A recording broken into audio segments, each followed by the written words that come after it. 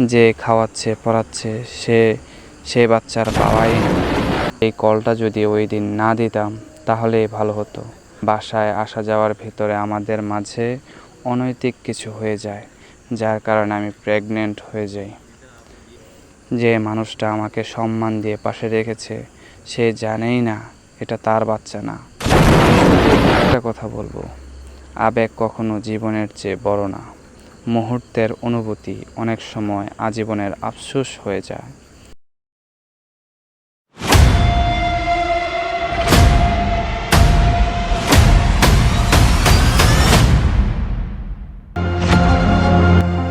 মানুষ ভুল করে, কেউ শেখে, কেউ ভেঙে পড়ে, আর কিছু ভুল সারা জীবন তাড়া করে বেড়ায়। আপনি শুনছেন ভুলের গল্প, সাথে আছি আমি হৃদয়, যেখানে বলা হয় জীবনের সেই সব সত্য যা বেশিরভাগ মানুষ লুকিয়ে রাখে। এই পৃথিবীতে এমন অনেক গল্প আছে যেগুলো কেউ কাউকে বলতে পারে না। বুকের ভেতর চাপা পড়ে থাকে বছরের পর বছর। সেই না বলা কথাগুলো নিয়েই ভুলের গল্প। আজকে গল্পটি পাঠিয়েছেন নাম প্রকাশে অনিচ্ছুক একজন শ্রোতা। তার জীবনের এমন একটি ভুলের কথা যেটা আজও তাকে শান্তিতে থাকতে দেয় না। তো শুরু করা যাক। আসসালামু আলাইকুম, আমি নাদিয়া। আশা করি আপনি ভালো আছেন। আজ আমি আমার জীবনের সবচেয়ে অন্ধকার অধ্যায়টা শেয়ার করছি, শুধু একটা কারণেই, যেন আমার মতো আবেগে ভেসে গিয়ে আর কেউ এমন ভুল না করে। আমি জানি আমার গল্প শোনার পর অনেকেই আমাকে ঘৃণা করবে, কিন্তু আজ আর বুকের ভেতর সেই বোঝা নিয়ে থাকতে পারছি না। আমি যখন ইন্টারে প্রথম বর্ষে পড়ি তখন আমার পরিচয় হয় তারেকের সাথে। সেই পরিচয় থেকে প্রেম হয়ে যায়। সেই প্রেম চলাকালীন আমার পরিবার তারেকের কথা জেনে গিয়েছিল। অনেকটা আমায় ইমোশনাল ব্ল্যাকমেল করে আমায় বিয়ে দিয়ে দেয়। তখন আমি অনার্সে পড়ি। ভুলেই গিয়েছিলাম তারেককে নতুন পরিবার সামলাতে গিয়ে।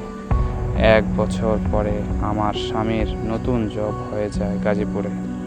উনি মার্চেন্ডাইজার, একটা নামি দামি কোম্পানির বেশ মোটা অঙ্কের বেতন পায়। দুজনের দিন ভালোভাবেই কেটে যাচ্ছিল। কোনো এক জানুয়ারি মাসে বাণিজ্য মেলায় দেখা হয়ে যায় তারেকের সাথে। ততদিন আমি এক বাচ্চার মা। আমার স্বামীর অনেকটা অগোচরে তারেকের নাম্বারটা আমায় দিয়ে দেয়। আমার স্বামী একদিন কোম্পানির পক্ষ থেকে কক্সবাজারে পিকনিকে যায়। বাচ্চার অসুস্থতার জন্য আমি যেতে পারিনি।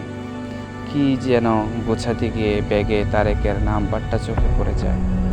আবার কি যেন মনে করে তাকে কল দিয়ে বসি। ওই দিন বেশি কথাবার্তা হয়নি। সেই কলটা যদি ওই দিন না দিতাম তাহলে ভালো হতো। এরপর থেকে শুধু ফোনে কথাই না, মাঝে মাঝে ছেলেকে সাথে নিয়ে তারেকের সাথে দেখা করতে যেতাম। কেন যেন স্বামী টেরই পাচ্ছিল না, এতটা সাবধানে হচ্ছিল সব। মাঝে মাঝে সে বাসায়ও আসা শুরু করে। গাজীপুরে এর মধ্যে একটা জব ম্যানেজ করে ফেলেছে সে। খুব অল্প বেতন, আমি বুঝতে পারতাম, কিন্তু তার সঙ্গ আমার ভালো লাগছিল। বাসায় আসা যাওয়ার ভিতরে আমাদের মাঝে অনৈতিক কিছু হয়ে যায়, যার কারণে আমি প্রেগনেন্ট হয়ে যাই। তখন আবেগে আমার এটা মনে হচ্ছিল আমি তো তারেকের হতে পারিনি, তার একটা স্মৃতি থাক আমার কাছে। যতদিন বাচ্চা পেটে ছিল কোনো কিছুই মনে হয়নি।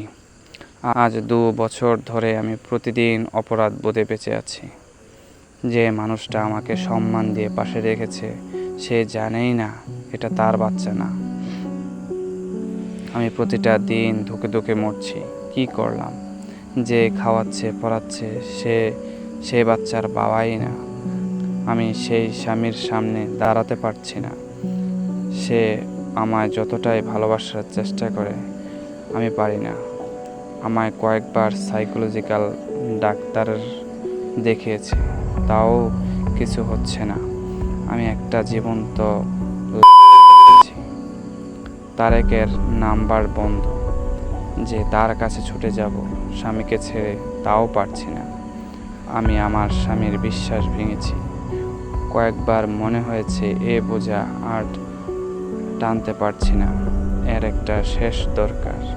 কিন্তু সন্তানের মুখের দিকে তাকালে সেটা করতে পারি না, নিজেকে থামাই। আমি জানি না ভবিষ্যতে কি হবে, শুধু জানি একটা ভুল সিদ্ধান্ত জীবনের প্রতিটা দিন বদলে দিতে পারে। যদি কেউ আমার গল্প শুনে থাকে, আমি শুধু একটা কথা বলবো, আবেগ কখনো জীবনের চেয়ে বড় না। মুহূর্তের অনুভূতি অনেক সময় আজীবনের আফসোস হয়ে যায়। আমার ভুলের বিচার আপনাদের হাতে ছেড়ে দিলাম। শুধু চাই আমার গল্পটা যেন আর কারো জীবনে পুনরাবৃত্তি না হয়। ইতি নাদিয়া। আপনার জীবনেও যদি থাকে এমন কোনো ভুলের গল্প যা আজও আপনাকে তাড়া করে বেড়ায়, লিখে বা রেকর্ড করে আমাদের মেইল করুন bhulergolpo@gmail.com এই ঠিকানায়। আপনার পরিচয় গোপন রাখা হবে। আজকের মতো এখানেই শেষ করছি। ভালো লেগে থাকলে লাইক, কমেন্ট ও শেয়ার করুন। এমন আরও ভুলের গল্প শুনতে আমাদের চ্যানেল সাবস্ক্রাইব করুন।